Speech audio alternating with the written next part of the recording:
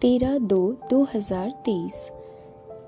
भगवान कहते हैं, मीठे बच्चे, यह गॉड फादरली वर्ड यूनिवर्सिटी है। मनुष्य से देवता, नर से नारायण बनने की जब यह निश्चय पक्का हो तब तुम यह पढ़ाई पढ़ सको। प्रश्न है, मनुष्य से देवता बनने के लिए तुम बच्चे इस समय कौन सी मेहनत करते हो? उत्तर, आंखों को क्रिमिनल से सिविल बनाने की, साथ साथ मीठा बनने की। सतयुग में तो है ही सबकी आंखें सिविल। वहाँ यह मेहनत नहीं होती। यहाँ पतित शरीर हैं। पतित दुनिया में तुम बच्चे आत्मा भाई भाई हो। यह निश्चय कर आंखों को सिविल बनाने का पुरुषार्थ कर रहे हो। प्रश्न है, भक्तों की किस एक बात से सर्वव्यापी की बात गलत हो जाती है? उत्तर, कहते हैं, हे बाबा, जब आप आएंगे तो हम आप पर वारी जाएंगे। तो आना सिद्ध करता है वह यहाँ नहीं है। ओम शांति। बाप रूहानी बच्चों से पूछते हैं कि अपने आत्मा के स्वधर्म में बैठे हो। यह तो जानते हो कि एक ही बेहद का बाप है जिसको सुप्रीम रूह या परम आत्मा कहते हैं। परमात्मा है भी जरूर, परम पिता है ना। परम पिता माना परमात्मा। यह बातें तुम बच्चे ही समझ सकते हो। 5000 वर्ष पहले भी यह ज्ञान तुम सबने ही सुना था। तुम जानते हो आत्मा बहुत छोटी सूक्ष्म है। उनको इन आँखों से देखा नहीं जाता है। ऐसा कोई मनुष्य नहीं होगा जिसने आत्मा को देखा होगा। हाँ, देखने में आ सकती है, परंतु दिव्य दृष्टि से, और वह भी ड्रामा के प्लान अनुसार। भक्ति मार्ग में भी इन आँखों से कोई साक्षात्कार नहीं होता। दिव्य दृष्टि मिलती है जिससे चैतन्य में देखते हैं। दिव्य दृष्टि अर्थात चैतन्य में देखना। आत्मा को ज्ञान के चक्षु मिलते हैं। बाप ने समझाया है, बहुत भक्ति करते हैं जिसको नौधा भक्ति कहते हैं। जैसे मीरा को साक्षात्कार हुआ तो डांस करती थी। बैकुंठ तो उस समय नहीं था ना।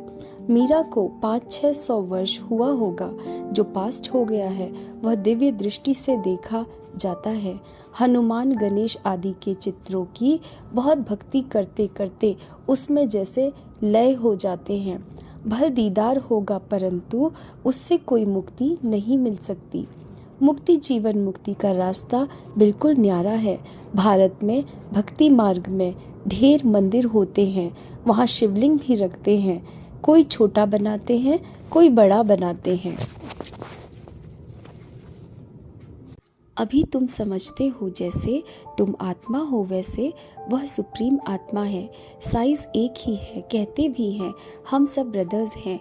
आत्माएं सब भाई भाई हैं। बेहद का बाप एक है, बाकी सब भाई भाई हैं, पार्ट बजाते हैं। यह समझने की बातें हैं। यह है ज्ञान की बातें जो एक ही बाप समझाते हैं। जिन्हों को समझाते हैं वह फिर औरों को समझा सकते हैं।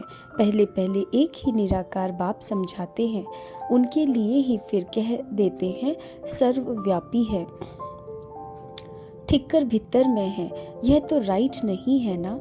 एक तरफ कहते हैं बाबा जब आप आएंगे तो हम वारी जाएंगे, ऐसे थोड़े ही कहते। आप सर्वव्यापी हो, कहते हैं आप आएंगे तो वारी जाएंगे, तो इसका मतलब यहाँ नहीं है ना।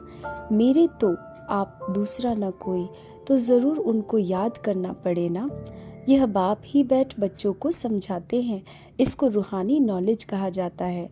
यह जो गाया जाता है, आत्माएं परमात्मा अलग रहे बहुकाल, उसका हिसाब भी समझाया है।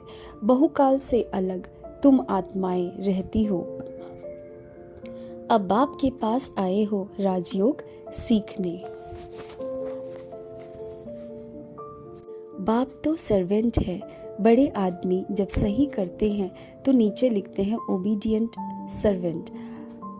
बाप सब बच्चों का सर्वेंट है, कहते हैं मैं तुम्हारा सर्वेंट हूँ। तुम कितनी हुज्जत से बुलाते हो कि भगवान आओ, आकर हम पतितों को पावन बनाओ। पावन होते ही हैं पावन दुनिया में, यह समझने की बातें हैं। बाकी तो सब है कनरस। यह है God fatherly word university. Aim object क्या है? मनुष्य से देवता बनाना। बच्चों को यह निश्चय है कि हम को यह बनना है। जिसको निश्चय नहीं होगा वह स्कूल में बैठेगा क्या? निश्चय होगा तो बैरिस्टर से, सर्जन से सीखेगा। एम ऑब्जेक्ट का ही पता नहीं तो आएगा नहीं। तुम बच्चे समझते हो हम मनुष्य से देवता, नर से नारायण बनते हैं। यह है सच्ची सच्ची सत्य नर से नारायण बनने की कथा।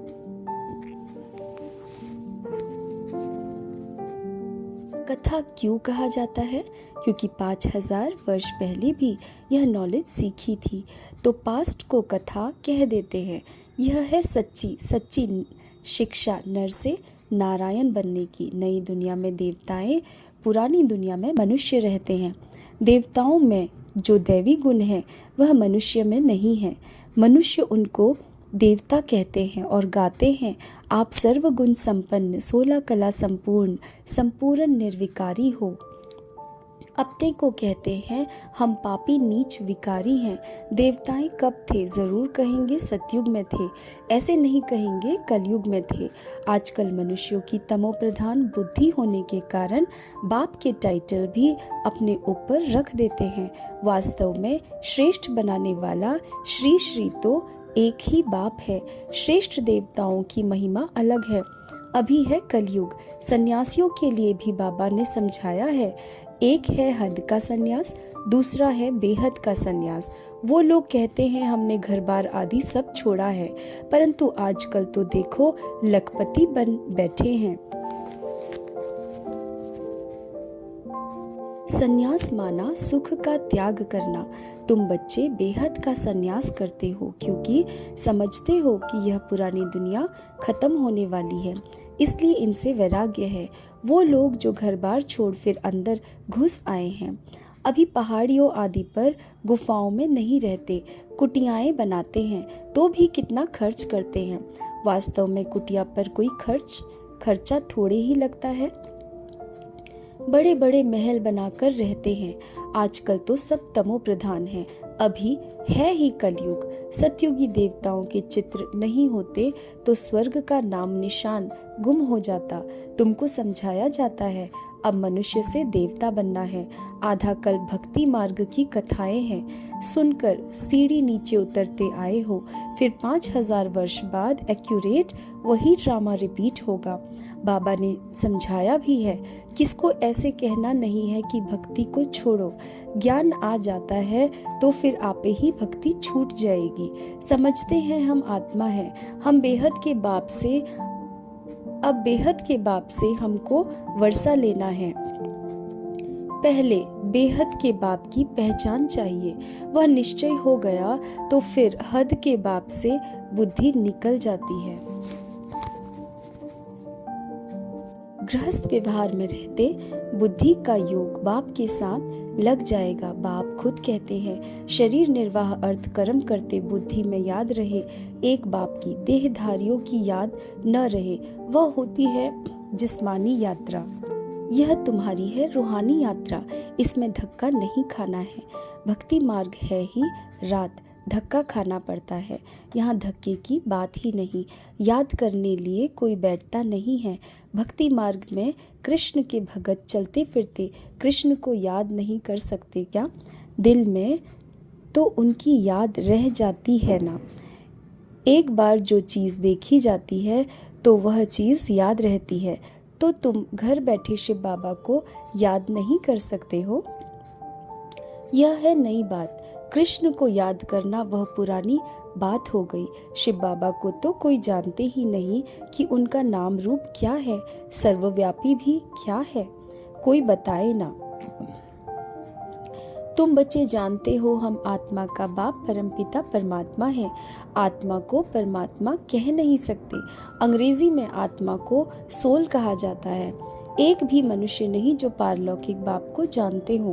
वह बाप ही ज्ञान का सागर है। उनमें नॉलेज है मनुष्य से देवता बनाने की। बाप कहते हैं रोज रोज गुह्य गुह्य बातें सुनाता हूँ।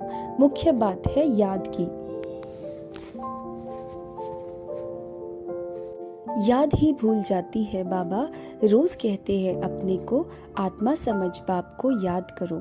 मैं आत्मा बिंदी हूँ कहते भी हैं। चमकता है अजब सितारा। आत्मा शरीर से निकलती है तो इन आँखों से देखने में नहीं आती है। कहा जाता है आत्मा निकल गई, जाकर दूसरे शरीर में प्रवेश किया। तुम जानते हो हम आत्मा कैसे पुनर्जन्म लेते अभी अपवित्र बनी है। पहले तुम आत्मा पवित्र थी, तुम्हारा गृहस्थ धर्म पवित्र था। अब दोनों ही अपवित्र बने हैं। जब दोनों पवित्र हैं तो उन्हों की पूजा करते हैं। आप पवित्र हो, हम अपवित्र हैं। वह दोनों पवित्र, यहाँ दोनों अपवित्र। तो क्या पहले पवित्र थे फिर अपवित्र बने, या अपवित्र ही जन्म लिया? बाप बैठ समझाते हैं पहले तुम आत्माएं आपे ही पवित्र पूज्य थी, फिर आपे ही पुजारी अपवित्र बनी हो। 84 जन्म लिए हैं। सारे वर्ल्ड की हिस्ट्री ज्योग्राफी तुम जानते हो। कौन कौन राज्य करते थे, कैसे राज्य मिला, यह हिस्ट्री भी तुम जानते हो। और कोई नहीं जानता। तुम भी अभी जानते हो, आगे नहीं जानते थे। पत्थर बुद्धि थे। रचता और रचना के आदि मध्य अंत की नॉलेज नहीं थी। नास्तिक थे। अभी आस्तिक बनने से तुम कितने सुखी बन जाते हो। तुम यहाँ आए ही हो यह देवता बनने के लिए। इस समय बहुत मीठा बनना है। तुम एक बाप की संतान भाई बहन ठहरे ना। क्रिमिनल दृष्टि जा न सके। इस समय मेहनत करनी पड़ती है। आंखें ही सबसे जास्ती क्रिमिनल होती है। आधा कल्प क्रिमिनल रहती है, आधा कल्प सिविल रहती है। सतयुग में देवताओं की आंखें सिविल रहती हैं, यहाँ क्रिमिनल रहती हैं। इस पर सूरदास की कथा बैठ सुनाते हैं। बाप कहते हैं मुझे आना ही पड़ता है पतित दुनिया पतित शरीर में। जो पतित बने हैं उन्हों को ही पावन बनाना है। तुम जानते हो कृष्ण और राधे दोनों अलग अलग राजाई के थे। प्रिंस प्रिंसेस थे। पीछे स्वयंवर बाद लक्ष्मी नारायण बनते हैं तो फिर उन्हों की डायनेस्टी गाई जाती है। संवत भी उनसे कहा जाएगा। सतयुग की आयु ही लाखों वर्ष कह देते हैं। बाप कहते हैं 1250 वर्ष रात दिन का फर्क हो गया। रात ब्रह्मा की आधा कल्प, फिर दिन ब्रह्मा का आधा कल्प। ज्ञान से है सुख, भक्ति से है दुख। यह सब बातें बाप बैठ समझाते हैं। फिर भी कहते हैं मीठे बच्चों अपने को आत्मा समझो। सर्वधर्म स्वधर्म में टिको। बाप को याद करो, वही पतित पावन है। याद करते करते तुम पावन बन जाएंगे। अंतमति सो गति। बाप स्वर्ग का रचयिता है ना, तो याद दिलाते हैं तुम स्वर्ग के मालिक थे। अभी पतित हो इसलिए वहां जाने लायक नहीं हो, इसलिए पावन बनो। मुझे एक ही बार आना पड़ता है। एक गॉड है, एक ही दुनिया है। मनुष्यों की तो अनेक मतें, अनेक बातें हैं। जितनी जुबान उतनी बातें। यहाँ है ही एक मत, अद्वैत मत। झाड़ में देखो कितने मत मतांतर हैं। झाड़ कितना बड़ा हो गया है। वहाँ एक मत एक राज्य था। तुम जानते हो हम ही विश्व के मालिक थे। भारत कितना साहूकार था। वहाँ अकाली मृत्यु कभी होता नहीं। यहाँ तो देखो बैठे बैठे यह गया। चारों तरफ से मौत है। वहाँ तुम्हारी आयु बड़ी थी। अभी तुम ईश्वर से योग लगाए मनुष्य से देवता बन रहे हो। तो तुम ठहरे योगेश्वर योगेश्वरी, फिर बनेंगे राज राजेश्वरी। अभी हो ज्ञान ज्ञानेश्वरी, फिर राज राजेश्वरी कैसे बने, ईश्वर ने बनाया।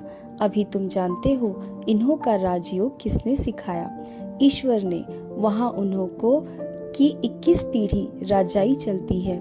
वह तो एक जन्म में दान पुण्य करने से राजा बनते हैं, मर गया तो खल्लास।